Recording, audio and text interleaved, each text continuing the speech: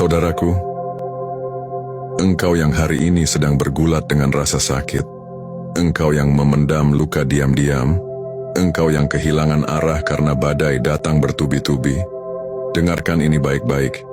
Ujian bukan tanda kelemahanmu. Musibah bukan bukti kau ditinggalkan. Justru di sanalah, di dalam kegelapan paling pekat, kita diberi kesempatan untuk melihat cahaya yang tak bisa dilihat oleh mata biasa.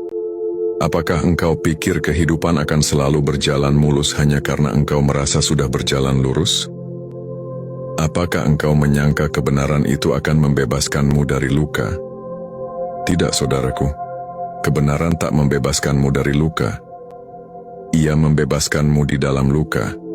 Dan itu perbedaan yang besar. Ujian itu memurnikan, bukan menghancurkan. Jika hidupmu sedang diobrak-abrik, jika apa yang kau bangun selama bertahun-tahun runtuh dalam hitungan hari, maka renungkan ini. Apakah yang sedang dihancurkan itu benar-benar jati dirimu? Atau hanya topeng yang terlalu lama kau pertahankan? Apakah yang sedang dicabut darimu adalah berkah, atau justru belenggu yang telah menua dalam diam?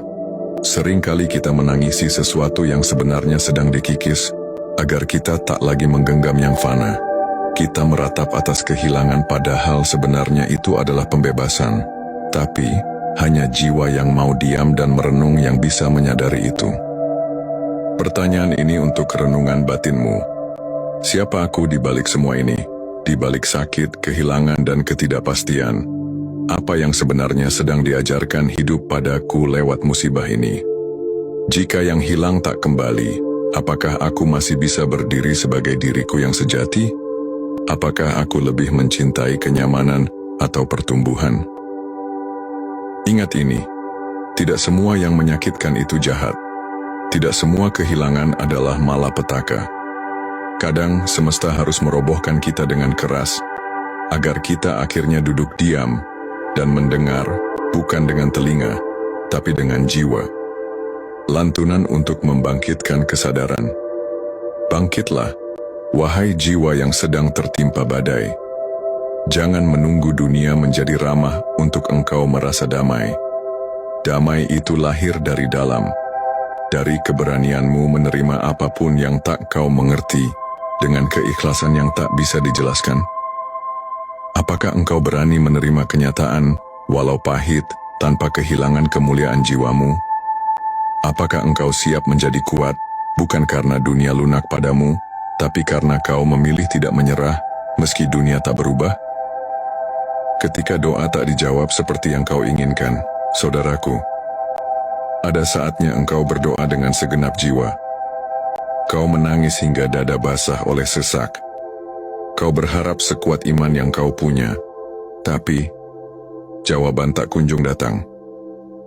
Bahkan, seolah hidupmu berjalan ke arah yang berlawanan dengan semua yang kau mohonkan. Maka izinkan aku bertanya padamu, apakah engkau hanya mencintai Tuhan saat doamu dijawab seperti yang kau inginkan?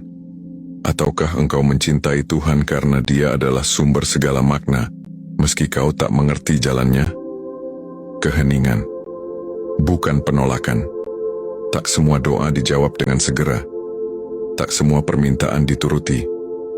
Kadang, keheningan dari langit bukanlah penolakan, melainkan pemurnian. Kita terlalu sering menilai kebaikan Tuhan dari apa yang bisa kita ukur, kita lihat, dan kita genggam. Tapi kebaikan sejati kadang tak tampak, sebab ia sedang bekerja di kedalaman yang tak bisa dijangkau oleh logika manusia. Apa kau yakin jawaban yang kau inginkan lebih baik daripada kebijaksanaan semesta yang tak pernah salah waktu? Pertanyaan untuk merenung di tengah keheningan. Apa yang lebih aku cari? Kehendakku sendiri atau kebenaran hakiki? Apakah aku berdoa untuk mengubah takdir, atau agar jiwaku tunduk pada ketetapan yang lebih tinggi? Mampukah aku mencintai Tuhan dalam kehilangan, sama dalamnya seperti saat aku diberi doa yang menyadarkan jiwa? Ya, jika engkau tak menjawab doaku seperti yang aku minta, maka tuntunlah aku untuk mencintai kehendakmu lebih daripada keinginanku sendiri. Jika yang datang adalah sebaliknya dari yang aku harap, maka kuatkan aku untuk tidak menyebutmu jauh. Walaupun kau sebenarnya dekat, bahkan lebih dekat dari urat nadiku sendiri. Ingat ini saudaraku, kita tidak selalu diberi apa yang kita mau, tapi kita selalu diberi apa yang jiwa kita butuhkan untuk tumbuh. Doa bukan untuk mengubah Tuhan. Doa adalah cara untuk mengembalikan kita kepada Tuhan. Dan terkadang, sunyi adalah jawaban terbaik. Agar kita berhenti menuntut dan mulai memahami. Melewati gelap, tanpa menjadi gelap. Menjaga api kesadaran saat dunia menggoda untuk padam. Saudaraku, di dalam hidup ini, akan datang masa di mana segalanya terasa gelap. Cahaya harapan redup. Suara-suara optimisme tenggelam. Yang tersisa hanya diam. Dan kegelapan yang menekan dari segala arah. Di titik itulah banyak jiwa menyerah, bukan karena tak kuat, tetapi karena lupa bahwa kegelapan pun bisa dijadikan ladang cahaya, asal kau tidak ikut menjadi gelap di dalamnya.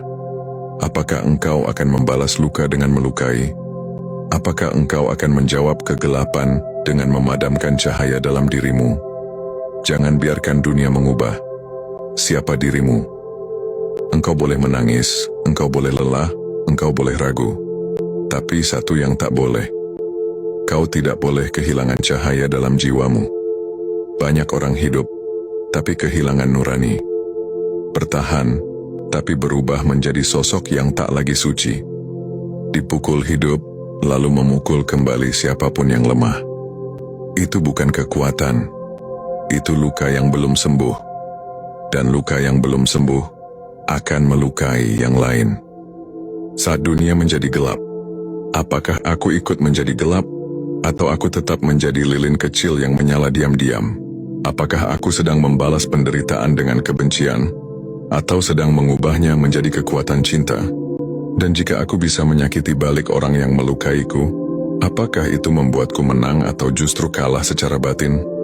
Bukan kemenangan atas orang lain yang menunjukkan kebesaran jiwamu, tapi kemampuan untuk tetap lembut, meski dunia memperlakukanmu dengan keras. Saudaraku, terkadang gelap itu memang panjang, tapi malam tak pernah abadi. Fajar akan datang, namun pertanyaannya adalah, apakah engkau masih utuh saat cahaya itu tiba? Karena banyak orang selamat secara fisik, tapi hancur secara batin, dan itu lebih tragis. Membaca tanda-tanda saat hidup tidak sesuai rencana. Ketika realita menghancurkan rencana tapi justru membuka jalan lain yang lebih dalam. Saudaraku, engkau sudah menyusun semuanya, rencana demi rencana, langkah demi langkah, mimpi yang kau tulis dengan sepenuh harap. Namun hidup berjalan seenaknya, tiba-tiba berubah arah, tiba-tiba membelokkan jalan, tiba-tiba menghancurkan apa yang sudah kau bangun. Maka kini kau bertanya dalam sunyi, kenapa semua ini terjadi padaku? Apa yang sedang semesta katakan saat semua tidak sesuai rencana? Tidak semua kekacauan adalah kesalahan. Ingat ini, tidak semua yang tak sesuai rencana adalah kegagalan. Kadang, justru itu jalan pintas menuju pemurnian. Bukan rencana kita yang salah, tapi mungkin ada sesuatu yang lebih tinggi yang sedang menata ulang langkah kita. Apakah kau mendengar pesan di balik kegagalanmu? Atau kau terlalu sibuk menyesali kenapa hidup tak menurut padamu? Tanda-tanda itu selalu ada tapi jarang kita sadari. Ada hal-hal yang tidak bisa dijelaskan logika, kebetulan yang terlalu tepat waktunya, pertemuan yang mengubah arah hidup, kehilangan yang justru menyelamatkan, dan rasa tenang yang hadir justru saat semua terlihat hancur. Itu bukan kebetulan, itu petunjuk. Tapi hanya jiwa yang sadar yang mampu membacanya. Katakan pada hatimu, apakah aku bersedih karena kehilangan arah, atau karena kehilangan kendali? Apakah aku terbuka terhadap rencana baru yang belum pernah kupikirkan sebelumnya? Apakah aku cukup diam untuk menangkap pesan-pesan semesta di balik kekacauan ini? Menyesuaikan tanpa mengkhianati jati diri. Menyesuaikan diri bukan berarti menyerah, tapi menghormati bahwa hidup lebih bijak dari rencana-rencanaku yang terbatas. Engkau tak harus selalu tahu jawabannya hari ini. Tugasmu hanya satu, tetap hadir, tetap sadar, tetap berserah, bukan pasrah, tapi berserah dengan bijaksana.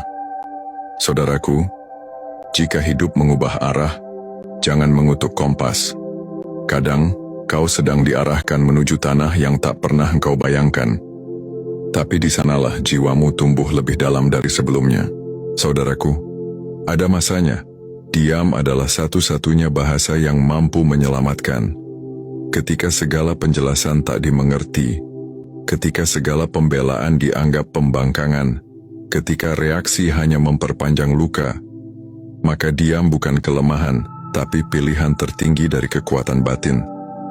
Mengapa engkau selalu ingin menjawab semua hal dengan suara? Apakah kau percaya bahwa kebenaran kadang hanya bisa ditunjukkan oleh keteguhan dalam diam? Di balik diam, ada kuasa yang tak terlihat. Jiwa yang dewasa tidak reaktif. Ia tidak tergoda membalas dengan emosi. Ia tahu kapan bicara, dan kapan cukup menyimak dunia dalam sunyi. Sebab kadang, reaksi cepat bukan pertanda kekuatan, melainkan ketakutan yang dibungkus kebisingan. Diam bukan berarti lemah. Diam adalah tanda bahwa jiwa sudah selesai bertarung dengan egonya. Tanyakan pada hatimu, apakah aku diam karena takut atau karena sadar? Apakah aku masih ingin menang debat atau aku mulai memilih damai yang tak butuh pembuktian? Apakah aku cukup percaya bahwa kebenaran bisa berdiri sendiri meski tanpa aku bela dengan teriakan? Engkau tidak harus menjelaskan segalanya. Kadang membiarkan dunia bicara, lalu melihat siapa yang tetap berdiri dalam hening. Itulah bentuk keteguhan yang tak tergoyahkan. Saudaraku, jiwa yang terbiasa hening tak mudah diprovokasi. Ia tahu bahwa tidak semua pertarungan harus diikuti. Kadang, justru meninggalkannya adalah kemenangan yang paling utuh. Jangan buru-buru membela diri. Jangan tergesa membalas luka. Belajarlah dari pohon besar.